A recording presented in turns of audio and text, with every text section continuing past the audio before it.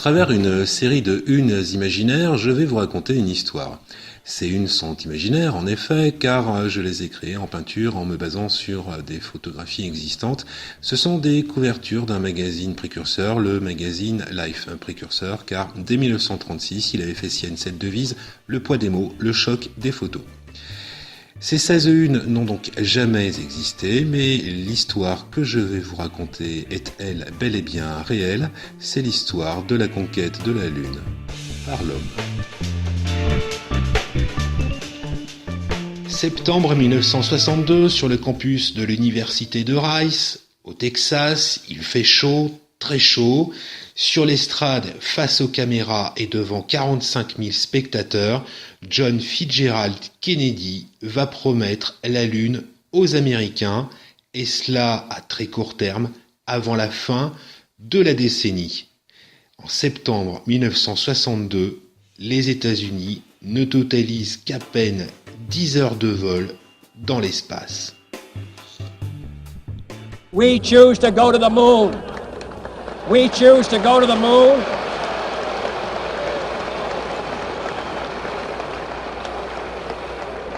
We choose to go to the moon in this decade and do the other things, not because they are easy, but because they are hard. Because that goal will serve to organize and measure the best of our energies and skills. Because that challenge is one that we're willing to accept, one we are unwilling to postpone, and one we intend to win, and the others too. Le programme Apollo est donc lancé, le défi et les enjeux sont absolument colossaux car les progrès qui restent à faire en un laps de temps extrêmement réduit sont énormes dans des domaines aussi variés que les matériaux, les propulseurs, les communications, la miniaturisation et j'en passe. Il s'agit ni plus ni moins avec ce programme Apollo d'envoyer un équipage à plus de 200 000 km de distance sur notre satellite naturel pendant un voyage qui va durer plusieurs jours et leur permettre bien entendu un retour sain et sauf sur Terre. Jusqu'en novembre 1960 et son élection à la présidence des États-Unis, JFK se désintéresse plutôt de la conquête de l'espace. En effet, l'État qu'il représente, le Massachusetts, compte trop peu d'industrie aérospatiale. Cependant, tout va changer en avril 1961. Après avoir lancé le premier satellite artificiel, l'URSS a placé le premier humain en orbite. Il s'agit de Yuri Gagarin. Pas question de perdre la face, il faut reprendre le leadership et couper l'herbe sous le pied des Russes.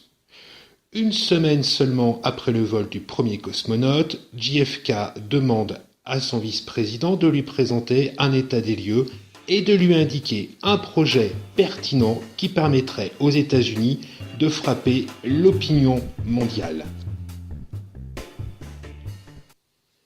Les experts sollicités par Lyndon Johnson sont plutôt optimistes concernant un voyage habité sur la Lune.